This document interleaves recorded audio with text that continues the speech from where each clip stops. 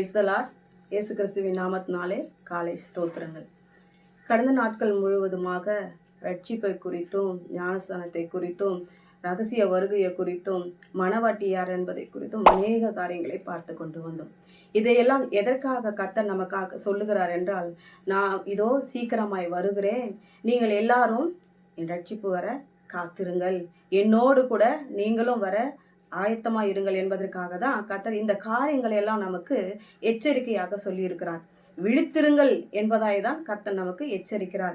நீங்க இப்படியே இருந்து கொண்டு இருந்தால் என்னோடு கூட வருவது மிகவும் கடினம், இந்த உலக வாழ்க்கையில வாழும் பொழுது. ஆகையினால நீங்கள் எல்லாரும் ஆயத்தமாயிருங்கள். இப்போ நீங்க நல்லா கவனிச்சு பாருங்க, உலகத்துல எல்லா இயற்கை சூழ்நிலைகளுமே தீர்க்க தரிசனங்கள், ஆண்டவரால் சொல்லப்பட்ட கடைசி கால தீர்க்க தரிசனங்கள் எல்லாமே நடந்து கொண்டு வருகிறது. இயற்கை புலன்களும் எல்லாமே அதனுடைய நேரத்துல காலத்துல அதனுடைய காரியங்கள் நடத்தி கொண்டுதான் இருக்கிறது. கர்த்தரால் சொல்லப்பட்ட தீர்க்க தரிசனம் ஒவ்வொன்றாக நிறைவேறி கொண்டே வருகிறது. உலகத்துல யுத்தங்களையும் செய்திகளையும் கேள்விப்படுகிறோம். என்னென்னவோ நோவா காலத்தில் நடக்கிறது போல சொல்லப்பட்டிருக்கிறது, லோத்துவின் காலத்தில் நடக்கிறது போல அருவருப்புகள் சொல்லப்பட்டிருக்கிறது, எல்லாமே நடந்து கொண்டு வருகிறது. ஆனா மனிதர்களாகிய நாம், அதுவும் கிறிஸ்தவர்களாகிய நாம் இன்னமும் தேவனுக்கு பிரியமில்லாமல் இருந்து கொண்டு இருக்கிறபடியினாலதான் கர்த்தர் நம்மை ஒவ்வொரு நாளும் எச்சரித்து கொண்டு வருகிறார். இதற்கு அப்புறமும் நம்ம மனம் திரும்பி ரட்சிக்கப்படாவிட்டால் தேவன் என்ன செய்வார்? நமக்கு சொல்ல வேண்டிய கடமை சொல்லிக்கொண்டே இருக்கிறார். ஒரு சில வசனங்களை உங்களுக்காக நான் வாசிக்க விரும்புகிறேன். 1 தெசலோனிக்கேயர் 5ஆம் அதிகாரம் 4, 5, 6 வசனங்களை நான் வாசிக்கிறேன். சகோதரரே, அந்த நாள் திருடனை போல உங்களை பிடித்து கொள்ளத்தக்கதாக நீங்கள் அந்தகாரத்தில் இருக்கிறவர்கள் அல்லவே. நீங்கள் எல்லாரும் வெளிச்சத்தின் பிள்ளைகளும் பகலின் பிள்ளைகளுமாய் இருக்கிறீர்கள். நாம் இரவுக்கும் இருளுக்கும் உள்ளானவர்கள் அல்லவே. ஆகையால் மற்றவர்கள் தூங்குகிறது போல நாம் தூங்காமல் விழித்து கொண்டு தெளிந்தவர்களாய் இருக்க கடவோம். இன்னும் இதுக்கு கீழே இருக்கிற வசனங்கள் எல்லாம் நம்ம படித்து பார்த்தோம்னால் நம்மை குறித்து தான் சொல்லப்பட்டிருக்கிறது. ஏன் இப்படி இருக்கிறீர்கள்? இந்த கடைசி காலத்துல என்ன செய்து கொண்டு இருக்கிறீர்கள்? உங்களுக்கு நான் பல விதத்துல எச்சரிக்கை செய்து கொண்டு இருக்கிறேன். பல விதத்துல நீங்கள் என்ன செய்ய வேண்டும், எப்படி உங்களை நீங்க ஒவ்வொரு நாளும் உங்களுடைய தவறான வழியிலிருந்து சீர்கட்டிலிருந்து மனம் திரும்ப வேண்டும் என்று ஒவ்வொரு நாளும் பிரசங்கத்தின் மூலமா, பாடல் மூலமா, நீங்க பார்க்குற காரியங்கள் மூலமா உங்களுக்கு நான் எச்சரித்து கொண்டே வருகிறேன்.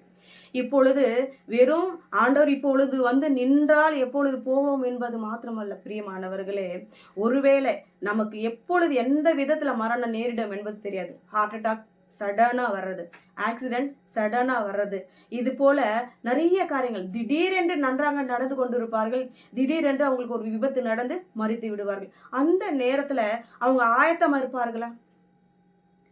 இந்த நிமிஷத்துல எனக்கு இது நடக்கும்னு யாருக்காவது தெரியுமா? யாருக்கும் தெரியாது. ஆகையினால ஒவ்வொரு நாளும் இதுல சொல்லப்பட்டிருக்கிறது பாத்துங்க, திருடனை போல வராதனால நீங்களாம் என்ன பண்ணுங்க, பகலின் பிள்ளைகளா இருங்க. நீங்க அந்த காலத்தில் இருக்கிறவர்கள் அல்லவே, இருளின் பிள்ளைகள் அல்லவே. இருளின் பிள்ளைகள் தானே தங்களுக்கு என்ன வெளிச்சத்தை காணாதபடினால இருளிலே தேடி தடவி திரிந்து கொண்டிருக்கிறார்கள்.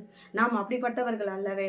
ஆகையினால ஒவ்வொரு நாளும் நீங்க மனம் திரும்பி தேவனுக்கு பிரியமாய் வாழத்தக்கதாக நீங்க வாழ வேண்டும் என்று கர்த்தர் விரும்புகிறார். ஒவ்வொரு நாளும் நம்மளுடைய காரியங்களை நமக்காக அவர் எச்சரித்து கொண்டே இருக்கிறார். நாம் இன்னமும் மனம் திரும்பாமல் இந்த காதலை வாங்கி இந்த காதலை விட்டு செல்வோமானால் அது தேவனுக்கு பிரியமானதல்ல. பிரியமானவர்களே, காதுள்ளவன் கேட்க கடவன். சத்தியத்தை அறிந்து உணராமல் இருக்கிறவர்கள் தேவனுக்கு பிரியமா இருக்க முடியாது. இன்னொரு வசனத்தை நான் வாசிக்கிறேன். 1 தீமோத்தேயு 5ஆம் அதிகாரம் 6வது வசனம். சுகபோகமாய் வாழ்கிறவள் உயிரோடே செத்தவள். இப்ப நம்ம வாழ்ந்து கொண்டு இருக்கிற வாழ்க்கை எப்படிப்பட்டது தெரியுமா? சுகபோகமாய். கிறிஸ்துவும் வேண்டும், உலகமும் வேணும், அநேக காரியங்கள் நம்ம நிறைவேற்றி கொள்ள வேண்டும். ஆனா தேவாலயத்துக்கு போக வேண்டும். பெயர் கிறிஸ்தவர்களாய் மாத்திரம்தான் இப்படி வாழ முடியும். தேவனுக்கு பிரியமாய் வாழ எப்படி முடியும்? ஆகையினால நம் தேவனுக்கு சித்தமானவைகளை செய்து அவருக்கு பிரியமானபடி வாழ்ந்து வசனத்துக்கு கீழ்ப்படிந்து கொண்டு வாழ்ந்தால் மட்டும்தான் அந்த கட்டளைகள் நம்மளை என்ன பண்ணும்? தேவனுக்கு பிரியமான வழியில அவரோட ராஜ்யத்துல சேர்க்கும், அவரோட திட்டங்களுக்குள்ளாக நம்மளை நடத்தும். எனவே இனியும் தூங்குகிறவர்களாய் காணாதபடிக்கு விழித்து கொண்டு தெளிந்த புத்தியவர்களாய் இருக்க கடவுள். ஜெபிப்போமா. நல்ல தகப்பனே, இந்த காலை வேலைக்காக செபிக்கிறேன். அன்னுதினமும் அப்பா இந்த கடைசி காலம் சீக்கிரமாய் வரப்போகிறபடியினால் நம்முடைய ஜனங்களை இது அதிகமாய் நேசிக்கிறபடியினாலே ஒவ்வொரு நாளும் எச்சரித்து கொண்டு வருகிறீர். மனம் திரும்பி அப்பா எசப்பா அவர்கள் உம்முடைய வருகைக்கு ஆயத்தப்பட உமக்கு பிரியமானவர்களை வாழ இருதயத்துக்கு ஏற்றவர்களாய் இருக்க உதவி செய்யும். இயேசுவின் நாமத்தில் பிதாவே, ஆமென்.